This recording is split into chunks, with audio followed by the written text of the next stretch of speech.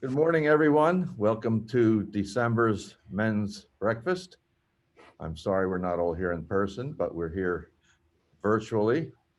So I hope you all have a lovely plate of eggs and bacon, sausage, home fries, bagels, orange juice, coffee. Why are you laughing? In any case, let's get started. Frank, could you launch us with a prayer? Thank I you. will. The Lord be with you. Let us pray. Gracious God, we thank you for the gift of this new day and ask that you would give us hearts that rejoice for the life that's before us. We ask that you would send your spirit upon us as we gather together this morning to open our ears and our hearts to what you're trying to teach us. And then we ask that you would give us courage and hope for the days and weeks and months ahead as we continue to struggle in this uncharted territory, that we may know your presence with us always. And this we ask in the name of the one who came that first Christmas and is coming again, Jesus Christ our Lord. Amen. Amen. Amen. First of all, I want to thank the staff at St. David's for helping us so much to get the message out. It's a real challenge to do that, and Lauren and Leslie and Frank all did a great job in putting us on the web page and getting the message out today. So I hope that we get a lot of participants. We seem to be having people joining regularly. I want to thank also an unsung hero who is here in the conference room, and that's Jeff Chamberlain, who without him, we would not be doing this. And you will see in a little while how important that is, because we're going to have wonderful video presentations, which require some technological skill, which is absent in my head. Also, I want to thank Vincent Dixon, who's put together an amazing photographic presentation, as he always does. The January breakfast is a work in progress, hopefully in person. Austin Hepburn, the Mad Wetlands maven, is trying to put together a project down there. So we will let you know as we move along and find out exactly what we are doing and what we are permitted to be doing. So keep tuned for that. Michael Brent is here in place of Austin Hepburn, who has to go to a funeral this morning. Apparently they are having funerals places. And Michael's going to talk a little bit about what we're looking forward to in the graveyard project long term. So I'd like to turn it over to Michael for a brief talk about what we're thinking about doing. Talking to Austin and some of the other members of the Men's Fellowship Steering Committee, once we started the Wetlands Project, we also realized that there is a tremendous opportunity with the graveyard. And I talked to Marianne Cook this week, and we have, not only do we have projects in the graveyard, restoring graves and just cleaning up things, and but we also have an opportunity with the archives. St. David's has been on the edge of history for a long time. And not only do we have the graves, we just have a tremendous history of people who have been here, people who are buried here. We sort of parallel the whole history of the United States. So we're at the starting stage of this. Last week, as I said, I talked to Marianne Cook, our archivist, Michael Merrick, who we all know has been very integral in the graveyard history, and Jeffrey McCallum. And so we're just getting started, but we're looking forward to next year. We're looking forward to putting some projects together and engaging it, the whole group. But this is the time to think about it. There's a tremendous amount of stuff we can do, and it really will be a great benefit to St. David's. Next, I want to ask Vincent Dixon to give us a little update on what we're thinking of doing in the wetlands. He, of course, has done some amazing photography down there with drones and still photography. And he'll let us know exactly what he and Austin are cooking up for the wetlands, and it should be terrific. Vincent? Thank you, Tom. So I think the easiest thing we're going to do is Jeff is going to show you a video which gives us a little overview of the wetlands project. Austin sent me a really good text, and we're going to do that. As Tom said, ideally we would love to start this in January, and I think Austin, if he was here, would explain that it's probably something we should be doing over the year. There's things we can do in winter that we can't do in spring and summer, and there's things we can do in spring and summer we can't do in winter. We started at the outdoor breakfast, which we had in October. Yeah, I think it was in October. On October 10th, we started cleaning up, and you'll see that in the video. This is a long-term project. It'll really impact not only the grounds of St. David's, but the whole of the wetlands downstream as well. As we see in the video, we're trying to plant native species that will help the wildlife. And this is really a project that can bring everybody in St. David's together. It can be a multi-generational project, because it will be a project that will happen over not only the seasons, but maybe over the years. And so I'm going to let Jeff show us the video.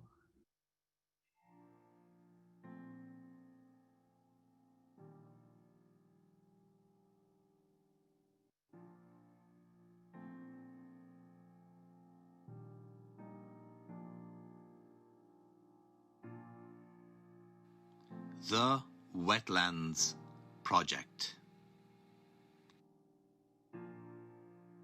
The Wetlands Project is about restoring the ecological balance along Julep Run and reducing erosion.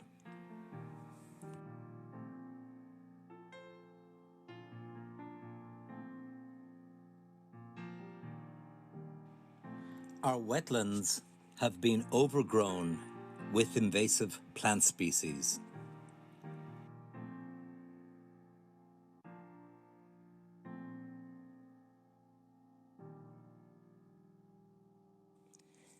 They have crowded out and destroyed the native plants.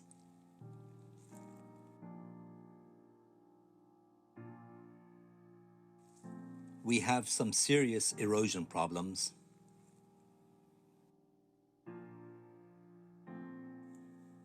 On this project, we will have experts advising us every step of the way.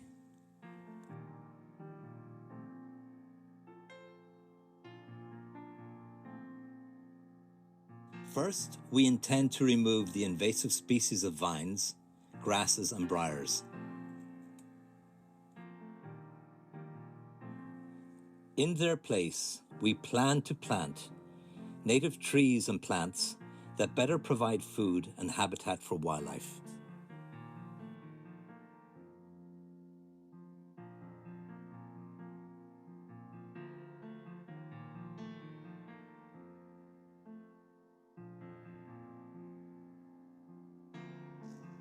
All types of birds, amphibians, reptiles, and mammals will benefit.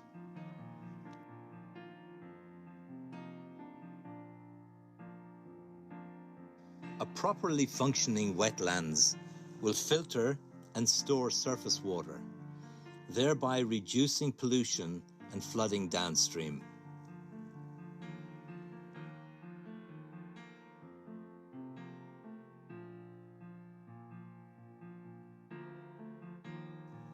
As stewards of our little piece of the environment, we are doing our part.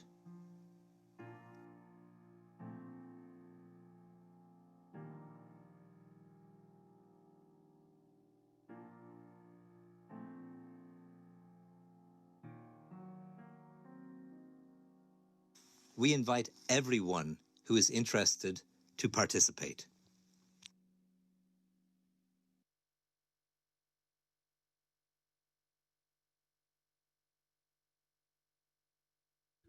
Thank you, Vincent. That was really, really terrific. And I'm sure everybody is going to be very enthusiastically involved in this project. It obviously is a long-range project, multi-year, multifaceted. So keep tuned for that as well. And we're going to jump all over those wetlands. That brings us to the star of the show this morning, who is sitting here ready to go. He looks very nervous, but I'm sure he has no need to feel that way. Gene Huff is an amazing guy. He describes himself professionally as a monument, education, preservation field specialist. That's a very, very wonderful title, and I'm sure he made it up himself, but it accurately describes what he does, which is amazing work. Gene has a Bachelor of Science from Vanderbilt University, a master's from Temple. He's studied in Sweden, has done some special projects involving comparing aging populations in Sweden. He's a member of the National Forensics Team for providing professional advisement on issues relating to cemeteries. And his particular field of interest of late has been St. David's Cemetery and other historical cemeteries in the area. He is also an avid Revolutionary War reenactment person, as you will see shortly. And he is here to tell us about our graveyard, what he wants to do there, his thoughts about that, and generally the historical perspective, which we certainly do have at St. David's, having gone through at least 5 wars since the founding of the country. So, Gene, take it away. Good morning, Tom. Thank you. I want to thank the committee here, Reverend Allen, for this opportunity. Briefly, my background in preservation of cemeteries and monuments has been an unfolding story. Everyone has a story. And for me particularly, in doing projects in different states and some projects overseas, and growing up in a generation of Charles Kuralt, who I admired, and a James Michener and a Norman Rockwell, not that I grew up in their generation, but the interpretation and the importance of communities' historical narratives. And that's the beauty of it, that when I've gone into these communities and meeting with people, one thing I learned very early is that you have to have gatekeepers. When I went down to, I was invited to Augusta, Georgia, to ironically an Episcopal church, which was a colonial church. And when I met with people, I described myself as a Pennsylvania Yankee in Oglethorpe's court. And I use that phrase particularly because if you're going to work with people, a church community or any individuals, you have to know who the people are, what their interests are, what their history is.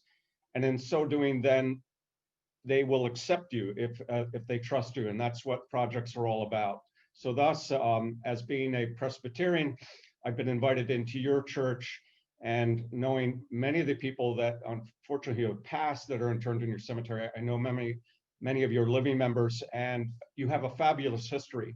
Austin Hepburn approached me a while back and said, look, with the 250th coming up for the signing of the Declaration of Independence, he said, look, our church has an incredible story, a historical narrative, and certainly the cemetery embodies part of that story in many ways. The people and the times, the phrase, where we're coming from, America's story, America's history story.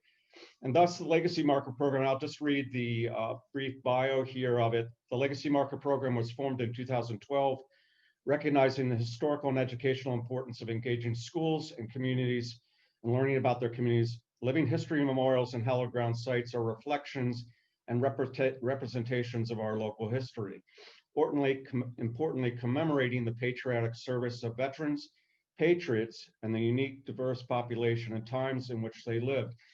Thus, it's not only veterans, it's the midwives, it is the physicians, it is the youth that maybe passed too early, but were part of the society. And thus the story, as Franklin would say, show me your cemeteries and I will tell you who lived there. Thus, St. David's has a unique opportunity, I believe, to engage all your population, and recognizing the wetland projects Cemetery projects, importantly, are an incorporation of the environment, the ecosystem, your trees, the lore of the land, and thus, particularly, I think there's a map that shows that St. David's is located, actually has grounds in 3 neighboring townships, which is absolutely fascinating. And just as a shout out to the Philadelphia Print Shop now in Wayne, if you go in, the gentleman there has one of those early Pennsylvania Railroad maps that shows your church and chapel and grounds. And lo and behold, you're located in 3 different municipalities. I asked yesterday, I said, how? That must be a tax nightmare. And then I was told, well, we're a church and we don't have to pay taxes. So that's a good thing. But moving forward, the living history component, when I did the project in Augusta, and it's very important to recognize this, doing that project for 3 years, I didn't get a story about American history, about what was going on in the Southern colonies. It basically ended at Yorktown and the New England campaigns. And whereas if you look at the names and families of the people down south, many of them are families that were in the north that moved down south. And so the Great Philadelphia Wagon Trail, which ended in Augusta, that church where the Creek Indians are interned and had ceremonies. Here too, there were Indians in this region. And if you understand the role of the Indians, they were trying to figure out what was going on during the American Revolution. The new people were moving into the communities. They were concerned about their traditions. And thus, from the French Indian War, Indian tribes aligning with the British or the French, they were trying to figure out what to do. And then into the American Revolution, and then even beyond. So the recognition that 5,000 Blacks served in the American Revolution, a lot of people say, well, what is the story of people of color? It's all there. There are success stories to be shared. And I think that in the video that you'll see coming on, there's a mentioning of a timeline. I think there's an opportunity, most importantly, how do we engage our youth to say, okay, this is not just a story about the American Revolution. It is in many ways, but giving them a perspective of a then and now. And the idea, you'll see an example here of that creation out at Radnor Hunt and also up in Doylestown. So Tom has reminded me that I can start going off on tangents. So I want to start the first piece, which was a video that was done by Vincent at the cemetery. I would like you to know that the fog and mist just happened to be there, part of that filming. Thank you.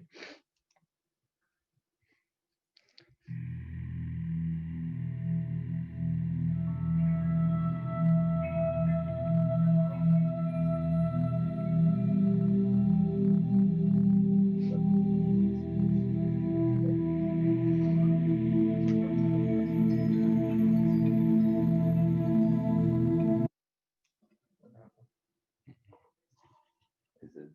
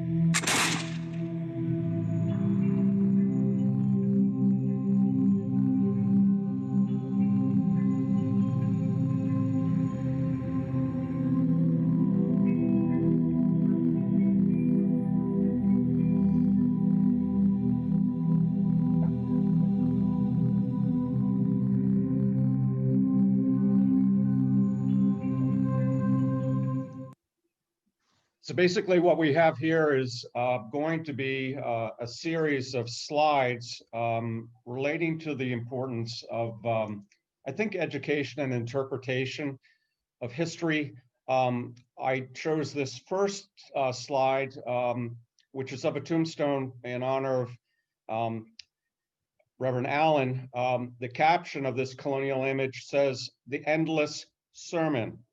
And that's a compliment, because a good sermon, and knowing, having heard Frank not only preach, but sing, he can speak to an audience of several hundred people, and everybody in that audience feels a part of it. I've been to numerous other sermons and locations, and that message wasn't always conveyed. Sometimes it was politics from the pulpit, it was other sorts of things.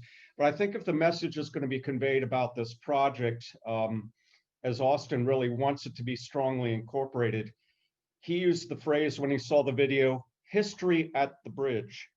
And the bridge itself represents something, but also the roadways. And the roadways, the Indians would talk about the Indian trails.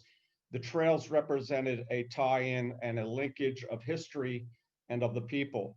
So thus, you could say, oh my gosh, someone's firing a musket on a bridge. The reality of conflicts and issues of the evolution of this country, war and conflicts really is a small fraction of the big piece that was there. But undoubtedly, when I was in Rye, New York, there was references to cowboys, and cowboys were roving gangs that were laying siege to small towns and villages, because at that point, Rochambeau was beginning to march down with the French army to Yorktown. And so though preachers oftentimes would say, leave your muskets and swords at the door, there were oftentimes situations where vagabonds had to be repelled, and thus at the bridge, sometimes that took place. Importantly, period clothing, costume is a part of the historical narrative of the timeline, and that too can be shared importantly, because we take things for granted. Why is it this way? Why is it now? Thus, the importance of that image I'm sharing initially. American heritage is everyone's heritage. We are a people with many stories.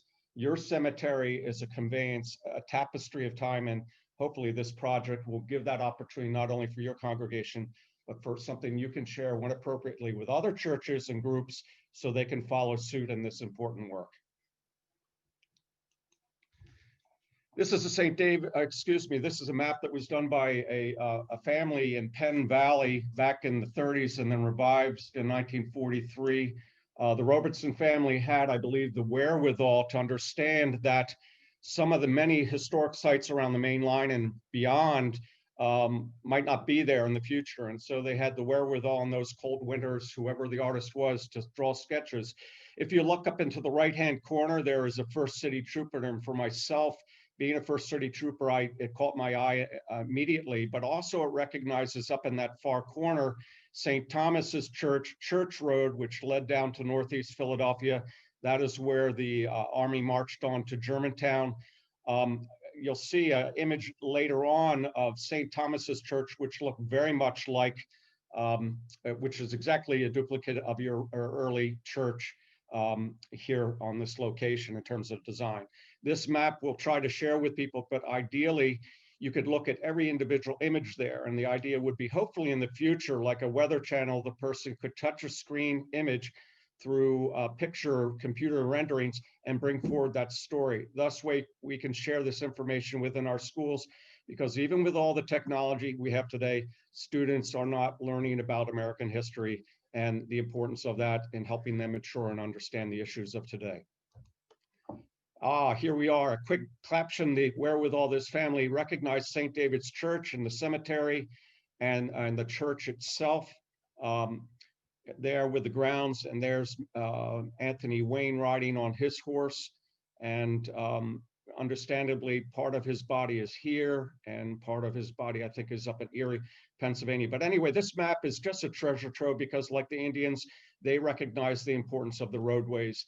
And again, hopefully, in speaking with the gentleman at the Wayne, the Philadelphia print shop, we might be able to intertwine showing some of his maps and other items as a means for our youth and individuals moving to our area to have a better understanding and appreciating what we are about.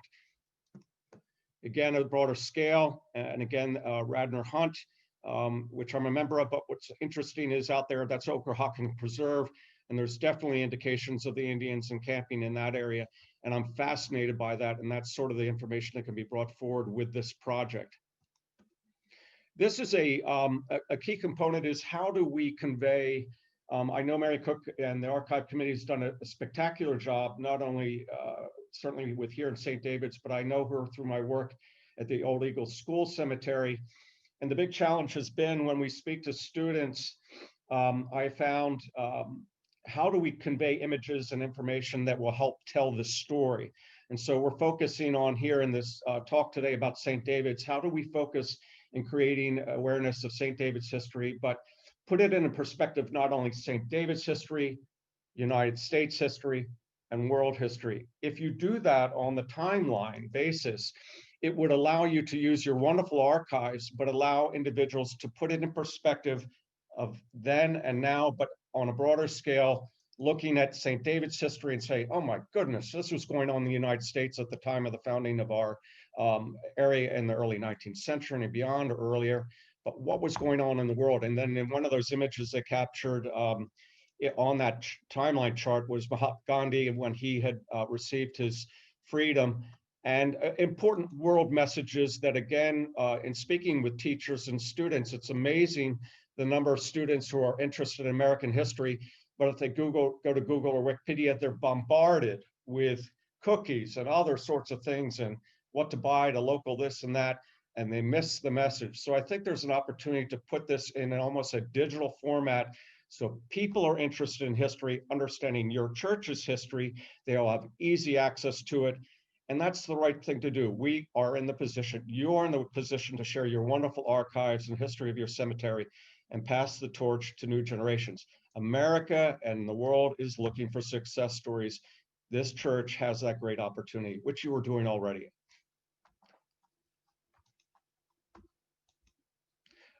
In terms of the timeline, another example was for Radnor Hunt Centennial.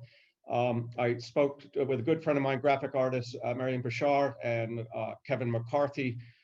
Mary Ann is a graphic artist, but Kevin McCarthy is the archivist for Radnor Hunt and also the archivist for the Philadelphia Orchestra. And so we were speaking about when we engage people at churches, if you take a particular stone, 1865, well, it was Mr. Jones, or he was a colonel, or he or she was someone who was very important, or maybe just somebody who was very religious and loved the community. How do we bring that story forward? Well, through, and even speaking with teachers, we can use the arts humanities to bring art, music, poetry, photography, medicine, science, technology. But we look at these images over time, all those things that we recognize, bell-bottom pants, the first Apple computer, the cell phone, the tragedy of 9/11, the people we see of images and recognize them, oh my goodness, there's Betty Moran. She was a very big supporter of Radnor Hunt and of this church. And there's some people have passed, they believe me, I say spiritual fortitude again, is if you do good works on hallowed grounds, things happen. And most people will agree upon that, but we have to slow down to appreciate it. Thus, I think the opportunity would be here for St. David's to create a time like this for your church. Have your youth involved, have them be a part of that process. And so there is an opportunity for everybody to participate. And importantly, for your wetlands project, that would be incorporated in the timeline as well. This is just a shot, ironically, of students from St. Catherine's School and Radnor High School students. For years, I was asked initially to see how I could help with a war memorial on South Wayne Avenue, particularly the World War I memorial. It was in dire shape, and they said, what's it going to cost? And I said, look, I'll do the conservation, but I want students involved. We didn't have complicated meetings or figuring out overwhelming reports or whatever. We made it very basic. Students came down, participated in hands-on conservation, but what they did was they researched the names of individuals on that monument. They reached out and wrote letters to people across the country. People were saying, oh my gosh, somebody actually cares. And so we got mementos and letters and photographs. And these kids, ironically, there were students from a Catholic school and a public school on stage, and there were no lightning bolts and nobody complained about this or that. It just was a successful project. We can do this at St. David's. In terms of a timeline, the idea would be to create a survey or a preservation analysis.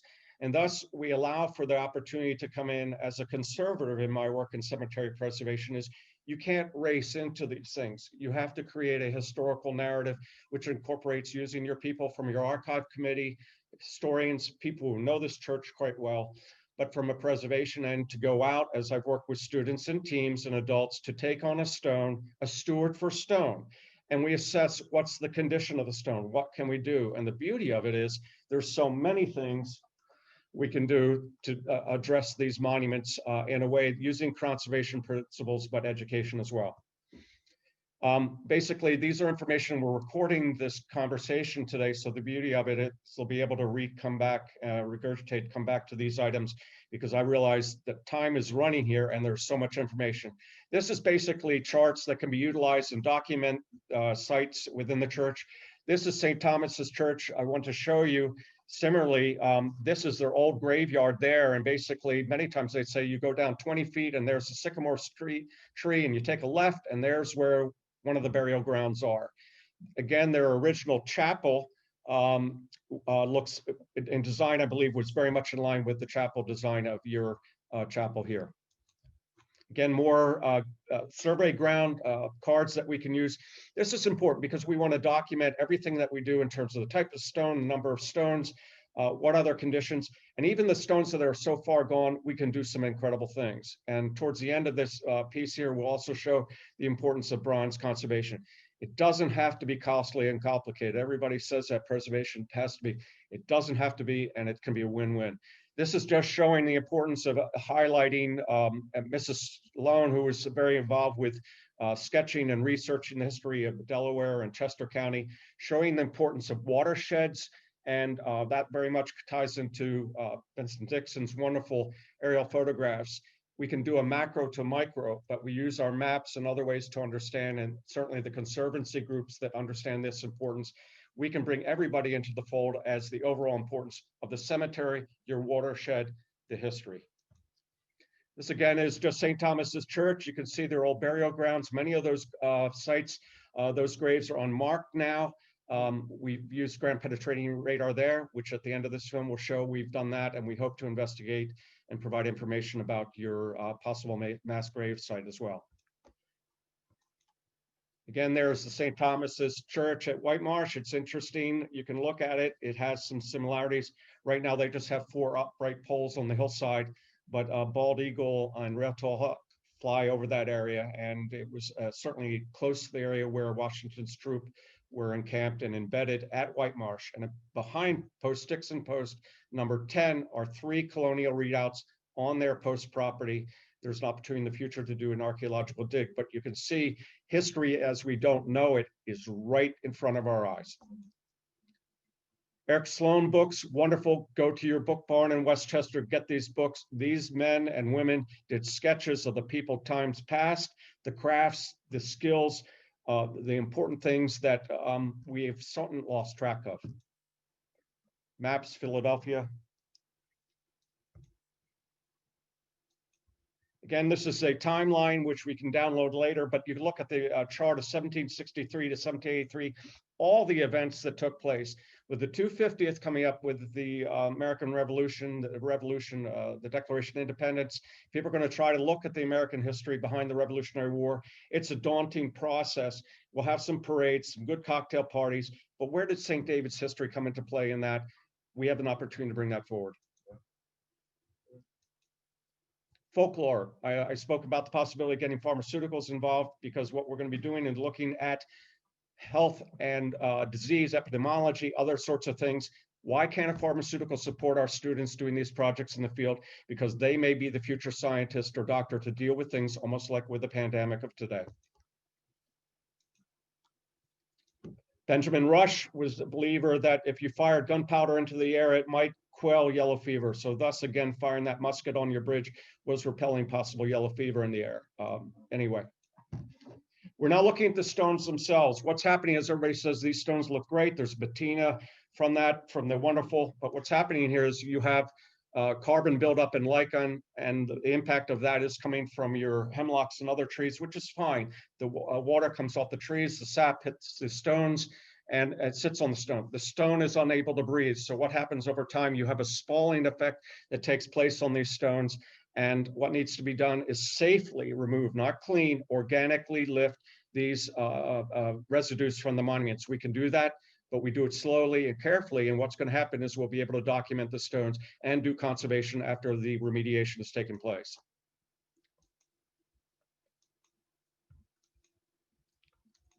Showing up just close-ups of the stones. This is organic and carbon buildup here again on the stones themselves. The stone readily needs to breathe, just like a good facial. The women would recognize the importance of that. What we're doing is for the benefit of the stone. This is a residue of rust from the iron that was used to hold stones into place. The iron rusts, expands, spalls, and can then break away. So in other words, in many cases, we've used stainless steel pins or other types of mastics. I'm trained in the Jan restoration mortars, which I learned about when I was over in Dresden, where they did work on the museum, and now those products are being used in this country. It's an application along with lithomix that can replicate and complement existing substrates without compromising the marble itself. So we can take a stone that is so far gone, cast rubber molds, other items to repair these stones and do things correctly. No stone is too far gone to do conservation on. In terms of the mausoleums, we're going to show a quick video of, thanks again for drone piece, how basic conservation can be done.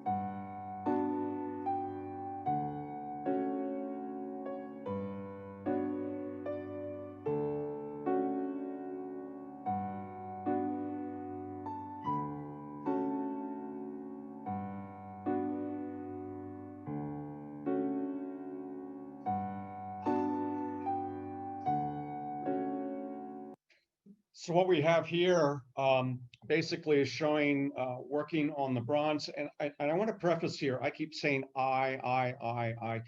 It's got to be a we. I do these projects in different states and working with communities is to engage them to be a part of the process. And we can do that importantly, and we there is the importance. The bronze itself, what's happening here, this is basically a speed 101 that was done to recognize that corrosion, because of the copper that's in bronze, that oxidation takes place. And if you look with a magnifying glass, and we'll do that with the students, you can actually see pits, like an acne effect taking place there. So what we're doing is a combination of waxes, preferably when it's warmer, and you'll see almost like the wax has a poultice and it lifts out the residue, and it's incredible. So you can see some of the original bronze coloration coming back there. But most importantly, you're down there. I recognize the Coates family. I know the Coates family. Their mausoleum needs conservation. You work on these mausoleums, you learn about the people. I believe there's something very powerful that takes place by physically going up and engaging these sites. And I can say to you, dime to donuts, spiritually, something very powerful happens. And I can't go into public schools and say that, but if you get the kids out in the cemetery, it happens naturally. This is a stone that I did conservation on probably 8-9 years ago. It was broken several pieces. This was using the yarn and the lithomix to take the fragments together and mend the stone. There wasn't time to get completely flush, but you can see it's held up very well. It hasn't broken anymore. And again, that's where, for instance, I did a project in Abington, and there was a stone, 1729, one of the early women of that church. There were 190 pieces with a student from the local school. We spent hours, put them all together. They fit perfectly and went there, and it was divine intervention. Right? You can't do it without any help. This is basically showing, again, some stones next to the chapel there that are being affected by the hemlocks and Norway spruce, which are beautiful trees, but periodically, if we can do the initial conservation and then following up just periodically with water washing, these stones will be in good shape long beyond I'm alive. Anthony Wayne, real quickly, this monument's interesting because of the story behind Anthony Wayne, and more people want to learn about him and will. But Vincent was very noticeable in recognizing that there's small epitaphs or carvings along. I don't know if that's 1906. Is Mr. Gallagher, their family member, a member of the church? We need to contact them immediately. But in any event, that's interesting.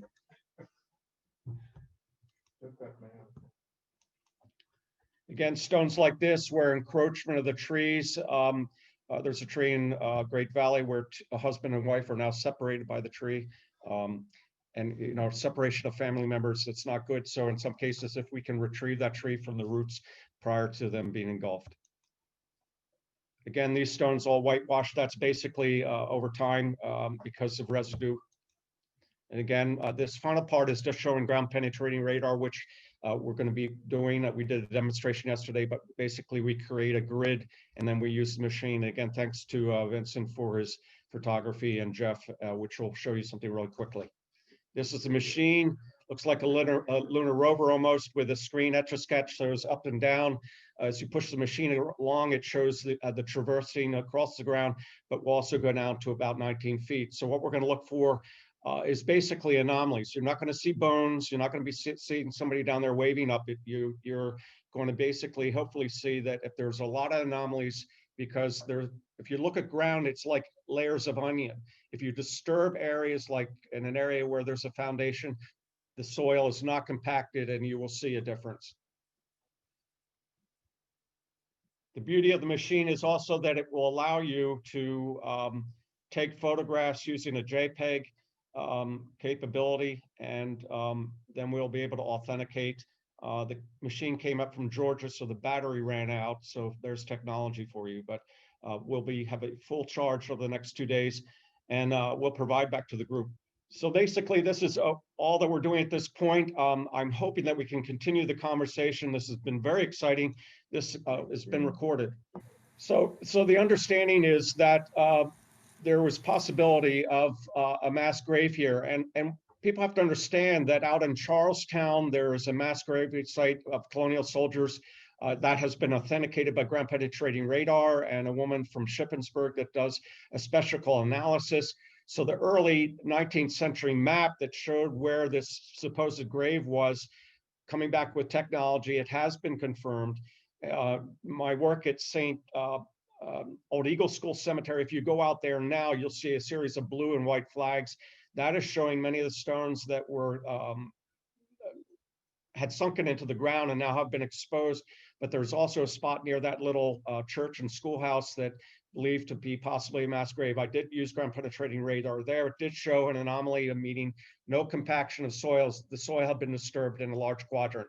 Your quadrant here at the chapel is much smaller, but this area will be able to authenticate, hopefully with some of the images, and bring the story to light.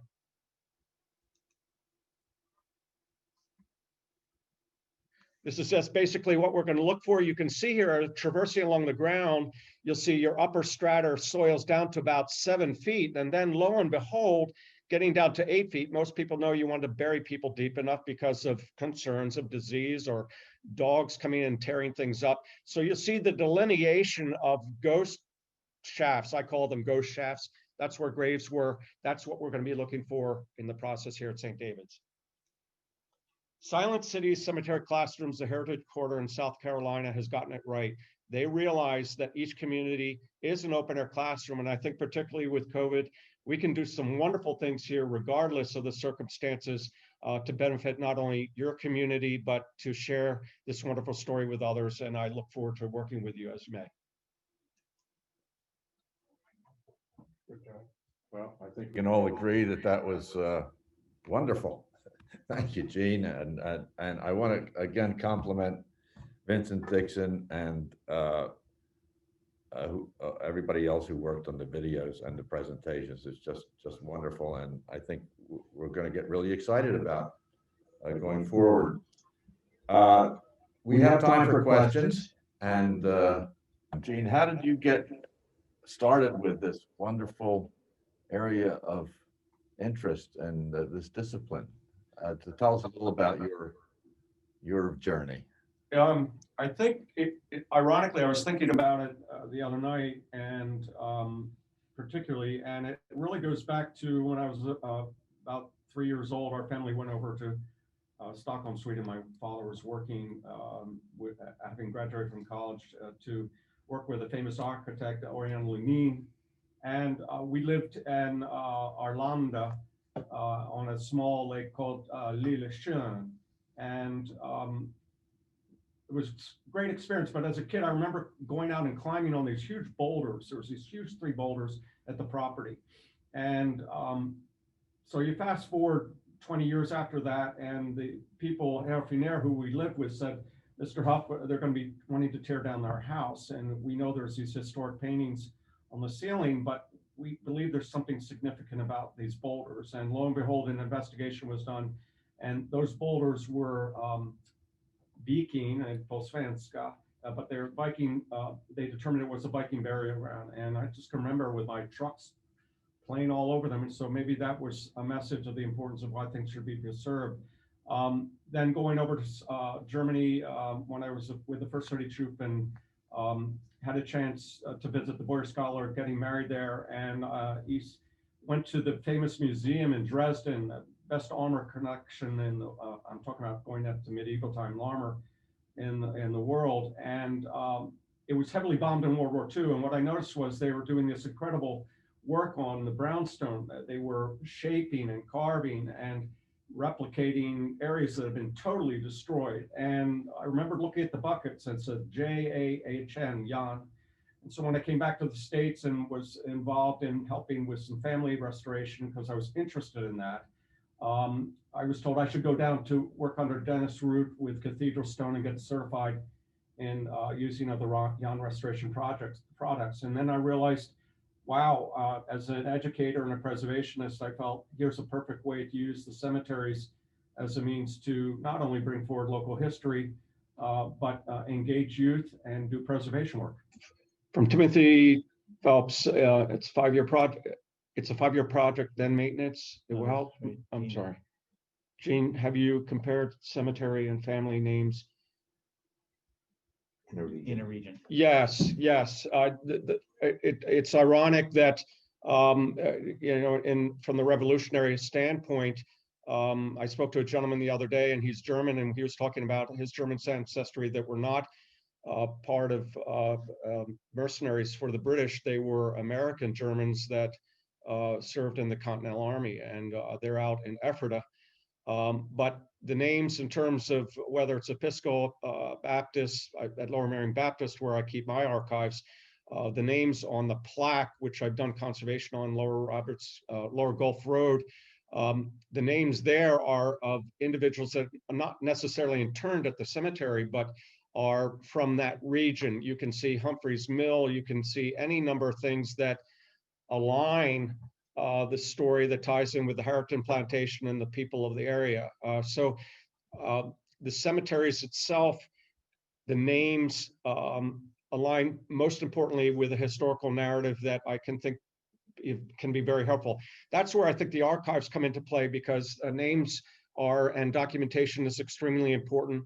But oftentimes those names align with names of roads in the area. And then again, that provides an expose of local history. I hope that answers it. There's lots of things to respond to your question.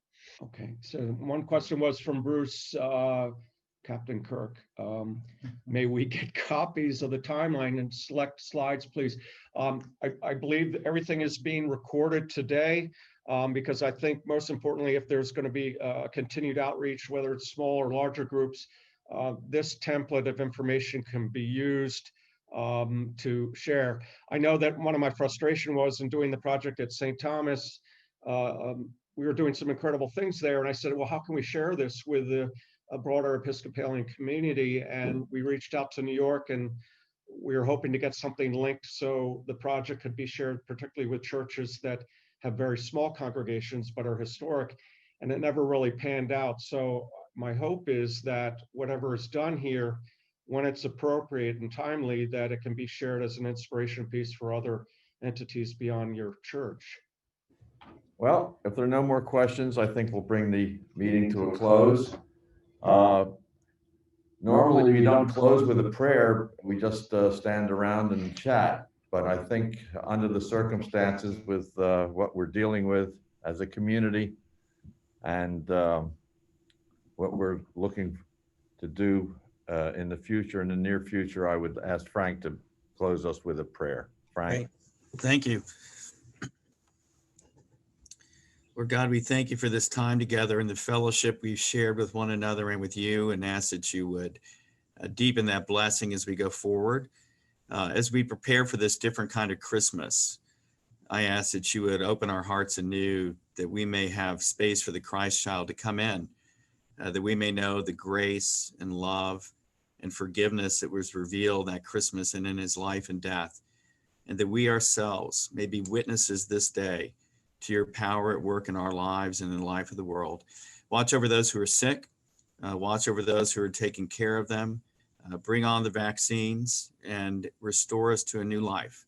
And this we ask in the name of one God, Father, Son, and Holy Spirit. Amen. How's that? It was excellent. Frank, have you done that before? That was a new prayer for me, Tom. That was new. Merry Christmas, Men's Fellowship. Yeah, Merry Christmas, you all.